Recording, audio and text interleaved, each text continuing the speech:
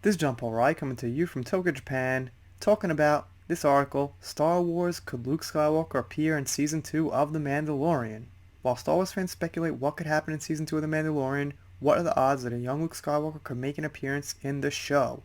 And I'm covering this because I also heard that there might be Han Solo in the show, so we don't have any solid evidence on this, but I want to talk about what if that happened and how I would feel about it. The finale of the first season of Star Wars The Mandalorian left Mando heading out into space in search of fellow Force users who can better take care of the child for him.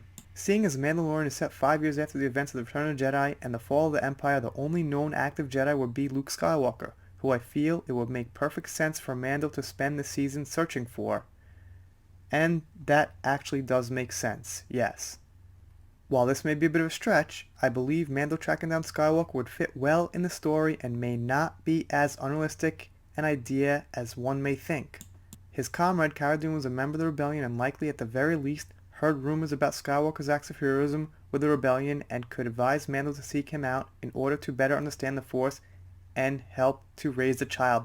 And yeah, I mean, if she's in the rebellion, I'm going to have to assume she's definitely heard of Luke Skywalker. The very least is saying the least. I'd say definitely. Now, while I realize that the actor Mark Hamill is far older than Luke would be at this time, as we saw in Star Wars The Rise of Skywalker, as well as in several other movies, Disney has very advanced de-aging technology and could definitely bring a post-Return of the Jedi Luke back for the show.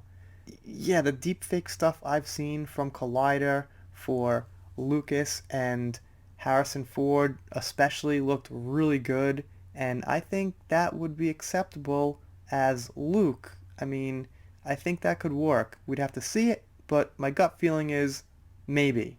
If it follows the same structure as the first season, the second season of Mandalorian would consist of 8 episodes which Mando could spend the first 6 tracking down Skywalker, maybe stopping by Endor, Cloud City, and Tatooine trying to retrace his last known appearances before finally coming face to face with Luke in episode 7 with Moff Gideon on his tail in pursuit of the child. This could then accumulate in Luke facing off against Gideon and his dark saber, giving fans the Luke Skywalker lightsaber duel we were disappointedly deprived of in the sequel trilogy, as he teams with Mando to take on Grand Moff and a Legion of Star Troopers. Well, not Star Troopers, Stormtroopers, but it's pretty late here. Okay, let's keep going. Personally, I would love to see a young Luke Skywalker on screen one more time, and I feel this would be the perfect way to do it. In the end, it will be a great end for the story of the Mando and for the child, for him to find Luke and give baby Yoda to him and train and take care of him and give him a better life than Mando could. A satisfying conclusion to the child's journey and could nicely provide a clean slate to lead Mando's next adventure. So, while the article isn't any kind of fact, just speculation, it does make a pretty damn good point about the story. Yeah, it would make sense that Luke Skywalker would take care of that child. It would also make sense that we get a lightsaber battle that we didn't get with Luke. Now, here's what I gotta say, and here's the serious part. This goes for Han Solo too. If they connect this to The Last Jedi or The Rise of Skywalker or The Force Awakens, I don't want to see it. I don't want to get a great version of Luke or Han done right by Favreau, and then he mentions something like, yep, I broke up with Leia, we're divorced now, or, I left Leia, and I'm like, well, that doesn't work for me now because that freaking connects us with The Force Awakens and the sequel trilogy Han Solo. So if they did that, sadly, I don't think I could watch The Mandalorian anymore. For me to keep watching The Mandalorian, it's got to stay totally separate from the Disney canon. So I hope Favreau knows that.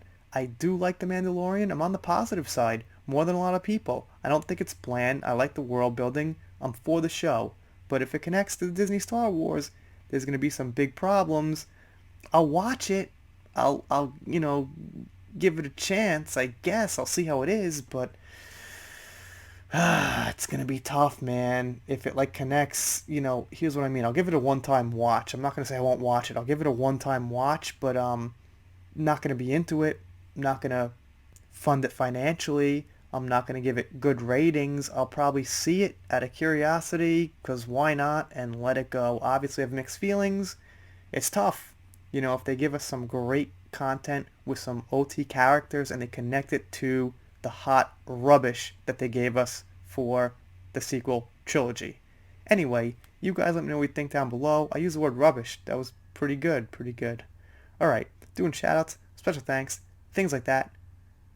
I will see you next time. If you subscribe, I have a much higher chance of seeing you. We're ending it. That's it. If you are not subscribed to this channel, The Entertainment Hacker, what are you waiting for? Smash that subscribe button now.